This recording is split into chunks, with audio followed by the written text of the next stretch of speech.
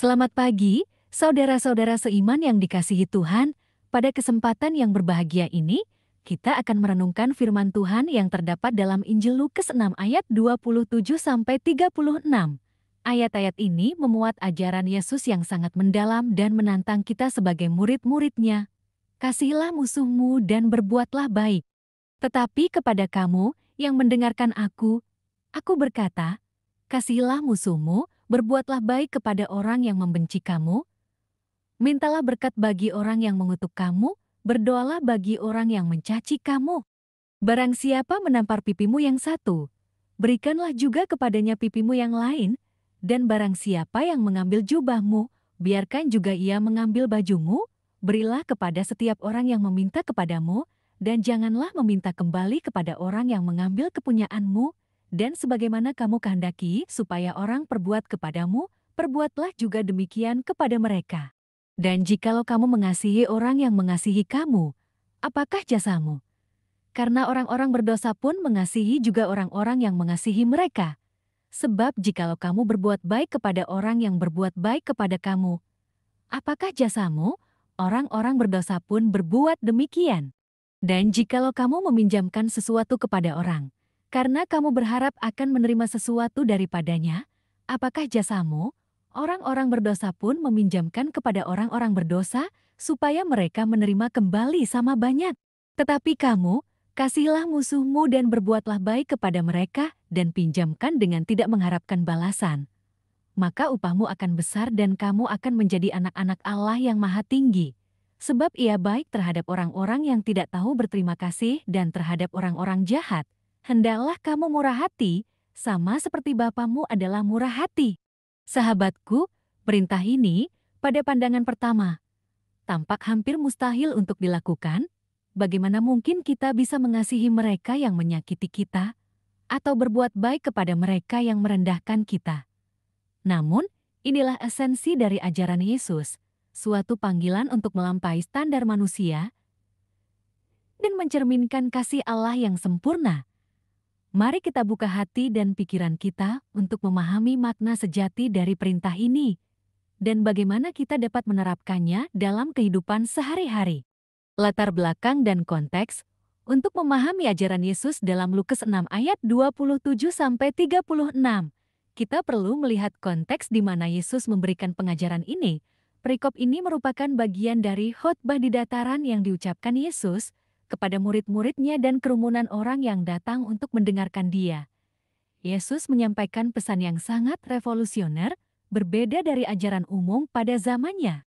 Dia menantang kebiasaan sosial dan norma-norma yang ada, mengajarkan suatu standar hidup yang lebih tinggi yang mencerminkan kerajaan Allah. Makna mengasihi musuh. Yesus memulai dengan perintah yang sangat sulit. Tetapi kepada kamu yang mendengarkan aku berkata, kasihilah musuhmu, berbuatlah baik kepada orang yang membenci kamu. Lukas 6 ayat 27. Sahabatku, mengasihi musuh bukan hanya perasaan suka, tetapi tindakan konkret yang menunjukkan kasih itu sendiri. Ini berarti kita harus menginginkan kebaikan bagi mereka yang menyakiti kita, dan melakukan tindakan nyata untuk menunjukkan kasih itu. Mengapa Yesus memerintahkan kita untuk mengasihi musuh kita? Salah satu alasannya adalah untuk mencerminkan kasih Allah yang tanpa syarat. Allah mengasihi semua orang, tanpa memandang dosa atau ketidaksempurnaan mereka. Dalam Roma 5 ayat 8 dikatakan, akan tetapi Allah menunjukkan kasih-Nya kepada kita, oleh karena Kristus telah mati untuk kita, ketika kita masih berdosa. Dengan mengasihi musuh kita meniru kasih Allah yang tidak terbatas dan tidak bersyarat. Bentuk-bentuk kasih kepada musuh, Yesus memberikan contoh konkret tentang bagaimana kita dapat mengasihi musuh kita. Dia mengatakan, jika orang menampar pipimu yang satu, berikanlah juga kepadanya pipimu yang lain, dan jika orang mengambil jubahmu, biarkan juga ia mengambil bajumu. Lukas 6 ayat 29. Tindakan ini bukan berarti kita membiarkan diri kita disakiti tanpa perlawanan, tetapi menunjukkan ketidakbalasan dalam cinta kasih kita. Ini adalah bentuk dari penyerahan diri kepada kehendak Allah dan kepercayaan bahwa Allah yang akan membalas segala ketidakadilan. Selanjutnya, Yesus menekankan pentingnya memberi tanpa mengharapkan balasan. Berilah kepada setiap orang yang meminta kepadamu, dan janganlah meminta kembali kepada orang yang mengambil kepunyaanmu. Lukas 6 ayat 30. Hal ini menunjukkan kasih yang tulus dan tanpa pamrih, yang berbeda dari kasih duniawi yang seringkali bersyarat. Prinsip emas. Perlakukan orang lain seperti kita ingin diperlakukan. Dalam Lukas 6 ayat 31, Yesus menyatakan prinsip emas yang terkenal. Dan sebagaimana kamu kehendaki supaya orang perbuat kepadamu, perbuatlah juga demikian kepada mereka. Prinsip ini adalah panduan universal untuk hidup dalam kasih.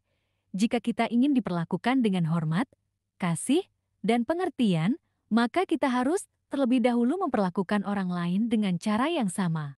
Kasih yang lebih dari standar dunia. Yesus mengkritik standar kasih dunia yang hanya mengasihi mereka yang mengasihi kita. Dia mengatakan, dan jikalau kamu berbuat baik kepada orang yang berbuat baik kepadamu, apakah jasamu? Orang-orang berdosa pun berbuat demikian. Lukas 6 ayat 33, kasih yang diajarkan Yesus melampaui standar duniawi. Ini adalah kasih yang tidak bersyarat dan melibatkan pengorbanan diri. Menjadi anak-anak Allah yang maha tinggi. Puncak dari ajaran ini adalah panggilan untuk menjadi anak-anak Allah yang maha tinggi, yang ditandai dengan kasih yang penuh belas kasihan. Yesus berkata, "Hendaklah kamu murah hati, sama seperti Bapamu adalah murah hati." Lukas 6 ayat 36. Kasih yang murah hati adalah kasih yang penuh pengampunan dan tidak menyimpan dendam. Ini adalah kasih yang memulihkan hubungan dan membawa damai. Aplikasi praktis dalam kehidupan sehari-hari. Bagaimana kita bisa menerapkan ajaran ini dalam kehidupan sehari-hari? Pertama, kita harus mulai dengan memohon pertolongan Roh Kudus untuk mengubah hati kita, agar kita mampu mengasihi seperti Yesus. Tanpa bantuan Allah, kita tidak akan mampu melaksanakan perintah ini dengan kekuatan kita sendiri. Kedua, kita perlu mengidentifikasi orang-orang dalam hidup kita yang mungkin telah menyakiti atau merugikan kita, dan secara aktif memilih untuk mengasihi mereka. Ini bisa dimulai dengan doa bagi mereka, memaafkan mereka, dan mencari cara untuk menunjukkan kasih secara nyata.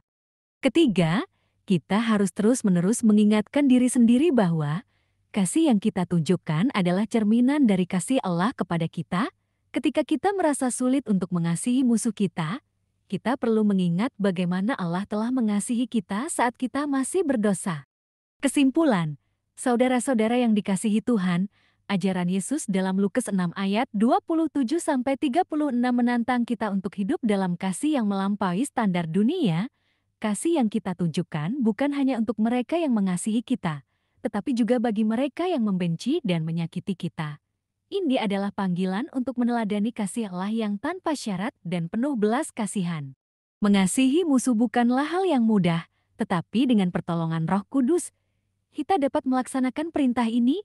Kita diajak untuk menjadi anak-anak Allah yang maha tinggi dengan menunjukkan kasih yang murah hati dan pengampunan.